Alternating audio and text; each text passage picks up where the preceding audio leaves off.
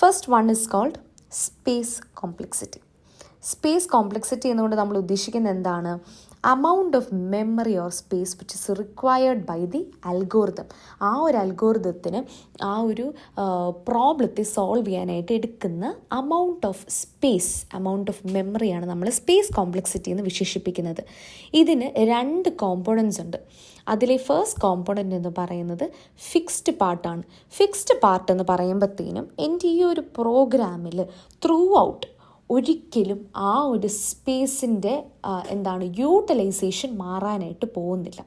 For example നമുക്ക് പറയാൻ പറ്റുന്നത് വേരിയബിൾസാണ്. ഇപ്പം ഞാൻ ഇൻറ്റ് എ എന്ന് പറഞ്ഞ് ഡിക്ലെയർ ചെയ്തു എന്നുണ്ടെങ്കിൽ എനിക്കറിയാം ഈ ഒരു വേരിയബിൾ എക്ക് എനിക്കൊരു സ്പേസ് അലോട്ട് ചെയ്ത് മാറ്റി വെച്ചേ പറ്റൂ. ഓക്കെ, അതാണ് ഫിക്സ്ഡ് പാർട്ട് എന്ന് പറയുന്നത്. അപ്പം ഡേറ്റ വേരിയബിൾസിനൊക്കെ നമ്മൾ ഒരു ഫിക്സ്ഡ് സ്പേസ് ആണ് നമ്മൾ മാറ്റി വെക്കുന്നത്. അല്ലെങ്കിൽ പ്രോഗ്രാമിനെ നമ്മൾ അവിടെ ഡിപ്പെൻഡ് ചെയ്യുന്നില്ല. അവിടെ ഇപ്പം ഞാനിപ്പോൾ എ എന്ന് ഡിക്ലെയർ ചെയ്തെന്നുണ്ടെങ്കിൽ എ ആണ്. അതായത് ഇപ്പം ഞാൻ ഈ ഒരു പ്രോഗ്രാമിങ്ങിൽ എന്തൊക്കെ ചേഞ്ചസ് വന്നാലും ഈ ഒരു എക്ക് ഞാൻ മാറ്റി വെച്ച് സ്പേസ് മാറാനായിട്ട് പോകുന്നില്ല. അതിനെയാണ് ഫിക്സ്ഡ് പാർട്ട് എന്ന് വിശേഷിപ്പിക്കുന്നത്. അപ്പം ഇവിടെ നമ്മളുടെ പ്രോഗ്രാമിങ്ങിൻ്റെ സൈസോ അല്ലെങ്കിൽ ഇൻപുട്ട്സ് എത്രയാണ് ഔട്ട്പുട്ട്സ് എത്രയാണ് അതിൻ്റെ സൈസിനനുസരിച്ച് നമുക്ക് ഒരു രീതിക്കും ചേഞ്ചസ് വരത്തില്ല. I hope so you people are understanding it.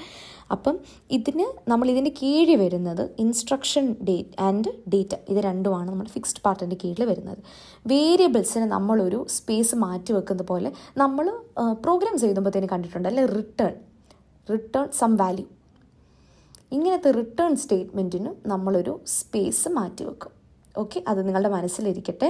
നമ്മൾ സ്പേസ് കോംപ്ലക്സിറ്റി റിലേറ്റഡ് ക്വസ്റ്റ്യൻസ് ചെയ്യുമ്പോഴത്തേനും ഇത് ആവശ്യം വരും. ഓക്കെ, റിട്ടേൺ റിലേറ്റഡ് ആയിട്ടുള്ള കാര്യങ്ങൾക്കും നമ്മളൊരു സ്പേസ് മാറ്റി വെക്കും. അടുത്തത്, അപ്പോൾ ഫസ്റ്റ് എന്ന് പറയുന്നത് ഫിക്സ്ഡ് പാർട്ടാണ് എവിടെ? സ്പേസ് കോംപ്ലക്സിറ്റിയിൽ. അടുത്തതെന്ന് പറയുന്നത് വേരിയബിൾ പാർട്ടാണ്, അല്ലെങ്കിൽ നമ്മളതിനെ ഓക്സിലറി സ്പേസ് എന്ന് വിശേഷിപ്പിക്കും. What is variable part? Variable part എന്ന് പറയുന്നത് നമ്മൾ ഒരു പ്രോഗ്രാം നമ്മൾ ചെയ്യുമ്പോഴത്തേനും, ഒരു പ്രോഗ്രാം നമ്മൾ എഴുതുമ്പോഴത്തേനും അതിൻ്റെ സെറ്റ് ഓഫ് ഇൻപുട്സ് അല്ലെങ്കിൽ അതിൻ്റെ സെറ്റ് ഓഫ് ഔട്ട്പുട്ട്സ് കാരണം നമ്മളുടെ ഈ ഒരു അലോക്കേഷൻ മാറിക്കൊണ്ടേയിരിക്കും. അതിൻ്റെ ഒരു എക്സാമ്പിൾ നമുക്ക് ഡൈനാമിക് മെമ്മറി അലോക്കേഷൻ നമ്മൾ ചെയ്തിട്ടുണ്ട്, അത് നമുക്ക് പറയാം. അല്ലാന്നുണ്ടെങ്കിൽ റിക്കേഷൻ വരുമ്പോഴത്തേനും അതിൻ്റെ സ്റ്റാക്ക് സ്പേസ് വേരിയബിൾ പാർട്ടായിട്ടാണ് നമ്മൾ പറയുന്നത്. അപ്പം ഒരു പ്രോഗ്രാമിൽ എത്ര പ്രാവശ്യം റിക്കേഷൻ വരുന്നത് നിങ്ങൾക്ക് പറയാൻ പറ്റും. ഇപ്പം നമ്മൾ ഫാക്ടോറിയൽ ചെയ്തു, ഫാക്ടോറിയൽ n നമ്മളിപ്പോൾ ചെയ്തിട്ട്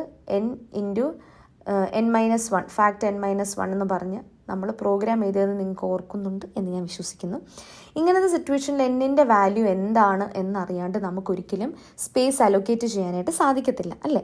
അപ്പം ഇത് എത്ര പ്രാവശ്യമാണ് ഈ ഫാക്ടോറിയൽ കറങ്ങി വരുന്നതെന്നുള്ളത് നമുക്കറിയത്തില്ല. അത് ആ ഒരു കോഡിനനുസരിച്ച് അപ്പോഴായിരിക്കും അലോക്കേഷൻ നടക്കുന്നത്. അപ്പോൾ അതാണ് ഞാൻ പറഞ്ഞത്, ഫിക്സ്ഡ് പാർട്ടും വേരിയബിൾ പാർട്ടും. നമുക്കൊരു പ്രോഗ്രാമിൻ്റെ ഇൻപുട്ട് ഔട്ട്പുട്ട് കിട്ടാണ് നമുക്ക് വേരിയബിൾ പാർട്ടിൻ്റെ സൈസ് റിസർവ് ചെയ്യാനായിട്ട് സാധിക്കത്തില്ല. അപ്പോൾ ഇത് വേരിയബിൾസിൻ്റെ തന്നെയാണ്, പക്ഷേ the size of the variable depends on the programme.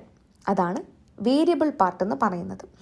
അപ്പം സ്പേസ് കോംപ്ലക്സിറ്റി, ഏതൊരു അൽഗോരിതത്തിൻ്റെയും സ്പേസ് കോംപ്ലക്സിറ്റി എന്ന് പറയുന്നത് 2 കാര്യങ്ങൾ വെച്ചിട്ടാണ് വരുന്നത്. One is the fixed part, അതിന് നമ്മൾ C എന്ന് റെപ്രസെൻറ്റ് ചെയ്യും to denote that it's a constant part, plus SP1 അല്ലെങ്കിൽ അതിനെ നമ്മൾ വേരിയബിൾ പാർട്ട് എന്നും വിശേഷിപ്പിക്കും. ഓക്കെ, ഇനി അടുത്തത് സ്പേസ് കോംപ്ലക്സിറ്റി പോലെ തന്നെ നമുക്ക് ഉള്ളൊരു കൺസെപ്റ്റാണ് ടൈം കോംപ്ലക്സിറ്റി.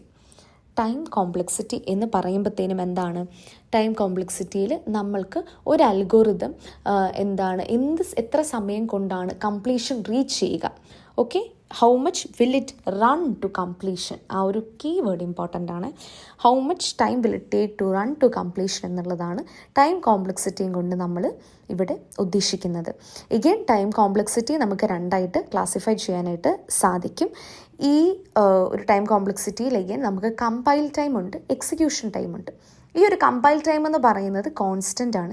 എക്സിക്യൂഷൻ ടൈമിൻ്റെ സമയത്ത് നമുക്കിപ്പം എത്രമാത്രമാണ് ഇൻപുട്ട് വരുന്നത്. ഇപ്പം എനിക്ക് ഒരു ഇൻപുട്ട് പ്രോസസ്സ് ചെയ്യാൻ, ഇപ്പം എനിക്കൊരു അറേ ഓഫ് നമ്പേഴ്സിനെ റീഡ് ചെയ്യണം എന്നുണ്ടെങ്കിൽ, ഇപ്പോൾ 100 നമ്പേഴ്സ് റീഡ് ചെയ്യണമെന്നുണ്ടെങ്കിൽ അത് എക്സിക്യൂഷൻ ടൈമിലാണ് അതിൻ്റെ ചേഞ്ചസ് വരുന്നത്. നമ്മൾ കമ്പൈൽ ടൈമിൽ അത് നമ്മൾ ഐഡൻറ്റിഫൈ ചെയ്തില്ല. ഇപ്പം ഞാൻ ചിലപ്പോൾ എൻ്റെ പ്രോഗ്രാം എഴുതുമ്പം സം നമ്പേഴ്സ് എന്നായിരിക്കും യൂസറിൻ്റെ അടുത്ത് കൊടുക്കുന്നത്. അപ്പോൾ യൂസർ എത്ര നമ്പേഴ്സ് എൻ്റർ ചെയ്യുന്നതെന്നുള്ളത് ആ ഒരു പ്രോഗ്രാമിൻ്റെ അടുത്ത സ്റ്റെപ്പ് ആകുമ്പോഴേ എനിക്ക് മനസ്സിലാവത്തുള്ളൂ. യൂസറിൽ നിന്നും എനിക്ക് ഇൻപുട്ട് കിട്ടിക്കഴിഞ്ഞാൽ മാത്രമേ എനിക്ക് മനസ്സിലാവത്തുള്ളൂ യൂസർ എത്രമാത്രം നമ്പറാണ് അവിടെ ഉദ്ദേശിക്കുന്നത് എന്നുള്ളതല്ലേ.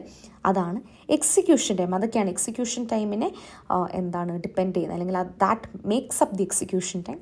കമ്പൈൽ ടൈം എന്ന് പറയുന്നത് കോൺസ്റ്റൻ്റ് ആയിട്ടുള്ള കാര്യങ്ങൾക്ക് വേണ്ടിയിട്ടുള്ളതാണ് കമ്പൈൽ ടൈം എന്ന് നമ്മൾ വിശേഷിപ്പിക്കുന്നത്. ഇവിടെ നമുക്ക് ഏതൊരു സംഭവത്തിന്, ഇപ്പോൾ സ്പേസ് കോംപ്ലക്സിറ്റി ആണെങ്കിലും ടൈം കോംപ്ലക്സിറ്റി ആണെങ്കിലും അത് അനലൈസ് ചെയ്യാൻ നമുക്ക് 3 കേസ് സിനാരിയോസ് ഉണ്ട്.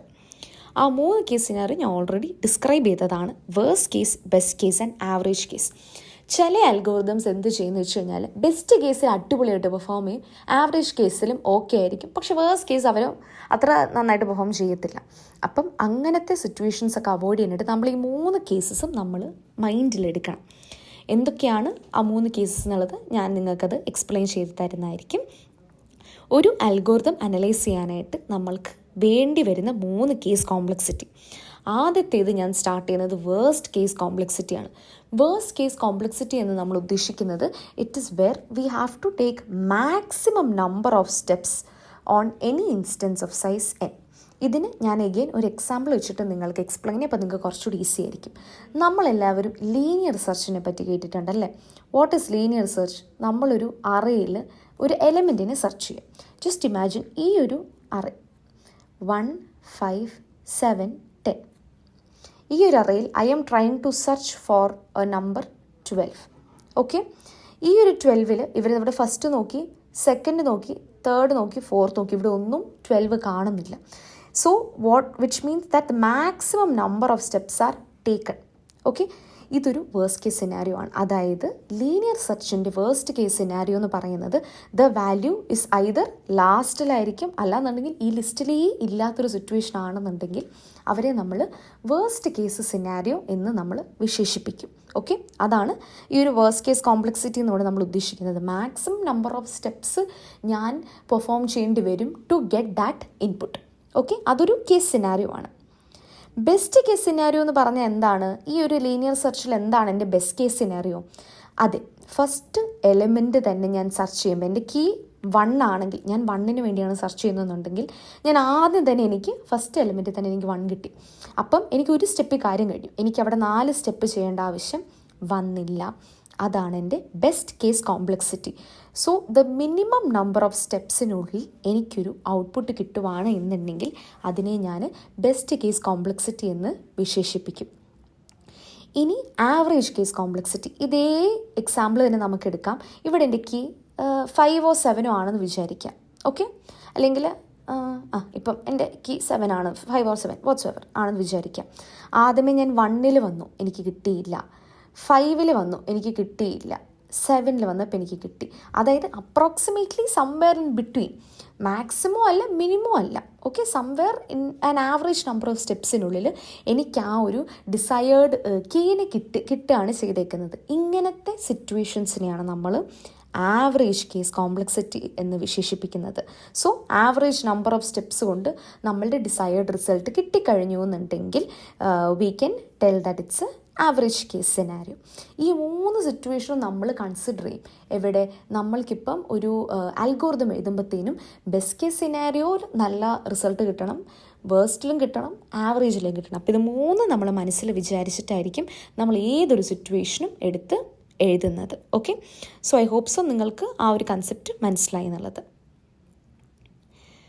നമ്മൾ സ്പേസ് കോംപ്ലക്സിറ്റി നോക്കുമ്പോഴത്തേനും ആ സ്പേസ് കോംപ്ലക്സിറ്റിയും ടൈം കോംപ്ലക്സിറ്റിയും കാൽക്കുലേറ്റ് ചെയ്യാൻ നമുക്ക് പല മെത്തേഡ്സ് ഉണ്ട്. സ്പേസ് കോംപ്ലക്സിറ്റി കാൽക്കുലേറ്റ് ചെയ്യാനായിട്ട് നമുക്ക് 2 മെത്തേഡ്സ് ആണുള്ളത്. അതിൽ ഫസ്റ്റ് മെത്തേഡ് എന്ന് പറയുന്നതാണ് space complexity or time complexity. നമുക്കതിനെ സ്റ്റെപ്പ് കൗണ്ട് എന്ന് വിശേഷിപ്പിക്കാം. അതിന് സ്റ്റെപ്പ് കൗണ്ട്സിനെ നമുക്ക് ഐഡൻറ്റിഫൈ ചെയ്യാനായിട്ട് നമ്മൾ യൂസ് ചെയ്യുന്ന ഫസ്റ്റ് ടെക്നിക്ക് എന്ന് പറയുന്നത് ഫ്രീക്വൻസി കൗണ്ട് മെത്തേഡാണ്. ഫ്രീക്വൻസി കൗണ്ട് മെത്തേഡ് എന്ന് പറയുന്നത് എത്ര പ്രാവശ്യമാണ് ആ ഒരു സ്റ്റേറ്റ്മെൻറ്റിന് ഒരു പ്രോഗ്രാമിൽ എക്സിക്യൂട്ട് ചെയ്ത് നമ്മൾ കൗണ്ട് ചെയ്തെടുക്കുകയാണ് ചെയ്യുന്നത്. അതിനായിട്ട് നമ്മൾ കൗണ്ട് പോലത്തെ വേരിയബിൾസ് ഇടയിൽ കയറ്റുകയാണ് ചെയ്യുന്നത്. ഇപ്പം എനിക്ക് ഒരു അൽഗോരിതം എ, ആ ഒരു അൽഗോരിതം എയിൽ എനിക്കിപ്പം x is equal to x plus 1 എന്ന് ഞാൻ എഴുതുവാണ്. ഓക്കെ, ഈ ഒരു സ്റ്റേറ്റ്മെൻറ്റ് കഴിഞ്ഞ് ഞാനൊരു കൗണ്ട് വേരിയബിൾ കൊടുത്തു എന്ന് വിചാരിക്കുക, കൗണ്ട് പ്ലസ് പ്ലസ്. എൻ്റെ ഇനീഷ്യലി എൻ്റെ കൗണ്ടിൻ്റെ വാല്യൂ 0 ആണെന്നുണ്ടെങ്കിൽ ഒരു സ്റ്റെപ്പ് കഴിഞ്ഞിട്ട് വാട്ട് വിൽ ബി, ഇപ്പോൾ ഒരു സ്റ്റെപ്പേ ഞാനത് എഴുതിയിട്ടുള്ളൂ, ഒരു സ്റ്റെപ്പ് കഴിഞ്ഞിട്ട് what will be my count value, it will be 1, കാരണം കൗണ്ട് ഇൻക്രിമെൻ്റ് ആവുകയാണ് ചെയ്യുന്നത്. സോ ഇങ്ങനെ കൗണ്ടിൻ്റെ വാല്യൂ വെച്ചിട്ട് wheel understand what is the step count. അപ്പം ഈ ഒരു പ്രോഗ്രാമിൻ്റെ സ്റ്റെപ്പ് കൗണ്ട് എന്ന് പറയുന്നത് 1 ആണ്.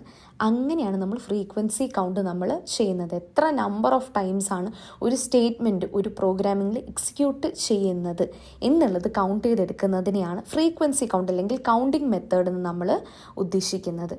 ഇനി ടാബുലാർ മെത്തേഡാണ് സെക്കൻഡ് മെത്തേഡ്. ടാബുലാർ മെത്തേഡ് എന്ന് പറയുന്നത് എന്താണെന്ന് വെച്ച് കഴിഞ്ഞാൽ എഗെയിൻ ഫ്രീക്വൻസി ഓഫ് സ്റ്റെപ്സ് ആണ് നമ്മൾ ഡിഫൈൻ ചെയ്യുന്നത്. ഈ ഒരു ഫ്രീക്വൻസി ഓരോ ഇൻഡിവിജ്വൽ സ്റ്റെപ്സിൻ്റെ നമ്മൾ കണ്ടുപിടിച്ചിട്ട് ഇവരെ എല്ലാത്തിനെയും കൂടെ ആഡപ്പ് ചെയ്യുവാണ് നമ്മൾ ചെയ്യുന്നത്. അതാണ് ടാബുലാർ മെത്തേഡ്. അപ്പോൾ ഈ ഒരു സെക്ഷനിൽ ഞാൻ കൂടുതലും ഡിസ്കസ് ചെയ്യാൻ പോകുന്നത് എന്താണ്, നമ്മളുടെ കൂടുതൽ നമ്മൾ നോക്കാൻ പോകുന്നത് ഫസ്റ്റ് ടൈപ്പാണ്, കൗണ്ടിങ് മെത്തേഡ് പോലത്തേതാണ് നമ്മൾ നോക്കുന്നത്. ഇനി ഇത് വളരെ ഇമ്പോർട്ടൻ്റ് ആയിട്ടുള്ളൊരു സെക്ഷനാണ്. നമ്മൾ ടൈം കോംപ്ലക്സിറ്റിയും സ്പേസ് കോംപ്ലക്സിറ്റിയും നോക്കുന്നതിന് തൊട്ട് മുൻപ് നമ്മൾ അറിഞ്ഞിരിക്കേണ്ട കുറച്ച് കാര്യങ്ങളുണ്ട്. അത് കഴിഞ്ഞിട്ട് നിങ്ങൾ നിങ്ങളുടെ രീതിയിൽ സ്പേസും ടൈമും കണ്ടുപിടിക്കുക. എന്നിട്ട് നിങ്ങൾക്ക് വേണമെങ്കിൽ വീഡിയോ പോസ്റ്റ് ചെയ്തിട്ട് ആൻസർ കറക്റ്റ് ആണെന്നൊക്കെ നോക്കാം. ഇനീഷ്യൽ ക്വസ്റ്റ്യൻസ് നിങ്ങൾ നോക്കിക്കോളൂ, ബാക്കിയുള്ള ക്വസ്റ്റ്യൻസ് നിങ്ങൾ തന്നെ ചെയ്യാനായിട്ട് ആദ്യമേ ശ്രമിക്കുക.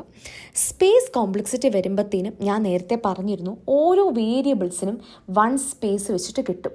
ഓക്കെ, സ്പേസ് കോംപ്ലക്സിറ്റി വരുമ്പോഴത്തേനും എന്താണ്, ഓരോ വേരിയബിൾസിനും നമുക്ക് 1 കോംപ്ലക്സിറ്റി ആയിരിക്കും. ഓക്കെ, ഒരു സ്പേസ് ആയിരിക്കും നമ്മൾ അലോക്കേറ്റ് ചെയ്യുന്നത്. അറേ എന്ന് പറയുമ്പോഴത്തേനും അറേയുടെ സൈസിനനുസരിച്ചായിരിക്കും. ഇപ്പോൾ ഈ ഒരു അറേക്ക് n സൈസ് ആണെന്നുണ്ടെങ്കിൽ n ആയിരിക്കും ഞാൻ അലോക്കേറ്റ് ചെയ്യുന്ന സ്പേസ്. 0 to n-1 ആണല്ലോ, അപ്പം n ആണ് ഈ ഒരു അറേ എടുക്കുന്ന space. What is array? Combination of many elements. അപ്പോൾ അതിൻ്റെ കണ്ടിന്യൂസ് ആയിട്ടുള്ള ഒരു മെമ്മറി അലോക്കേഷനാണ് നമ്മൾ കൊടുക്കുന്നത്. അതിൻ്റെ കൂട്ടത്തിൽ തന്നെ നമുക്ക് റിട്ടേൺ സ്റ്റേറ്റ്മെൻറ്റ്സ് വരുവാണെങ്കിൽ നമ്മൾ 1 കൊടുക്കും. അപ്പോൾ ഇത്രയും കാര്യങ്ങളാണ് സ്പേസ് കോംപ്ലക്സിറ്റിയിൽ നിങ്ങൾ തലയിൽ വെക്കേണ്ടത്. ഇനി ഞാൻ താഴോട്ട് പറയാൻ പോകുന്നത് ടൈം കോംപ്ലക്സിറ്റിയുടെ കേസാണ്. കമൻറ്റ് അല്ലെങ്കിൽ ഡിക്ലറേഷൻ ആയിട്ടുള്ള സ്റ്റേറ്റ്മെൻറ്റ്സ് വരുവാണെന്നുണ്ടെങ്കിൽ നമ്മളുടെ കൗണ്ട് 0 ആണ്. ഡിക്ലറേഷൻ എന്ന് പറയുമ്പം ഇൻറ്റ് സി, അസൈൻമെൻ്റ് അല്ല, ജസ്റ്റ് ഡിക്ലെയർ ചെയ്ത് വിടുന്നതിന് ഇങ്ങനത്തെ സ്റ്റേറ്റ്മെൻറ്റ്സിനൊക്കെ നമ്മളുടെ ടൈം കോംപ്ലക്സിറ്റി 0 ആയിരിക്കും. ഇനീഷ്യലൈസേഷന്, അസൈൻമെൻറ്റ്, എക്സ്പ്രഷൻസിനെല്ലാം 1 ആയിരിക്കും. അതായത് ഇപ്പം ഞാൻ ഇൻറ്റ് സി എന്ന് എഴുതി കഴിഞ്ഞാൽ എൻ്റെ സ്റ്റെപ്പ് കൗണ്ട് എന്ന് പറയുന്നത് എന്താണ്? 0 ആയിരിക്കും. But if I write int C is equal to 1, ഇതിൻ്റെ സ്റ്റെപ്പ് കൗണ്ട് എന്താണ്? 1 ആയിരിക്കും. Why is that? ഇവിടെ ഇനീഷ്യലൈസേഷൻ അല്ലെങ്കിൽ അസൈൻമെൻ്റ് ആണ് നടക്കുന്നത്. സ്വിച്ച് കേസ് അല്ലെങ്കിൽ കണ്ടീഷൻസ് വരുമ്പോൾ ഇത് 1 ആണ് വരുന്നത്. ഫങ്ഷൻ കോൾ ചെയ്യുവാണ്. ഇപ്പം ഞാനിപ്പോൾ ഒരു ഫങ്ഷൻ ഡിഫൈൻ ചെയ്തു, വോയിഡ് ആഡ്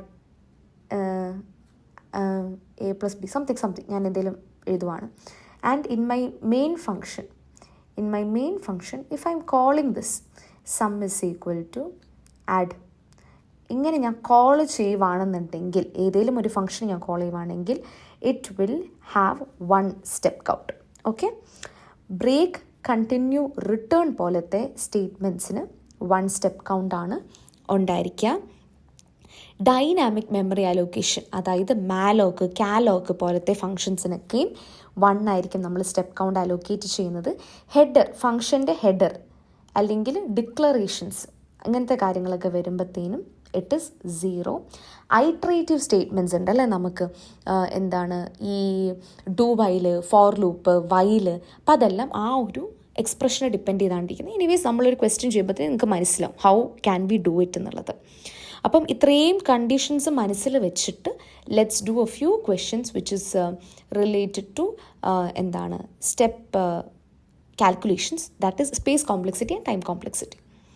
ഫസ്റ്റ് ക്വസ്റ്റ്യൻ നമുക്ക് സ്പേസ് കോംപ്ലക്സിറ്റി വെച്ചിട്ട്, ബിക്കോസ് സ്പേസ് കോംപ്ലക്സിറ്റി നിങ്ങൾക്ക് ഈ ഒരു 3-4 റൂൾസ് മനസ്സിൽ വെച്ച് കഴിഞ്ഞാൽ നിങ്ങൾക്ക് സ്പേസ് കോംപ്ലക്സിറ്റി ഉറപ്പായിട്ടും ചെയ്യാനായിട്ട് സാധിക്കും.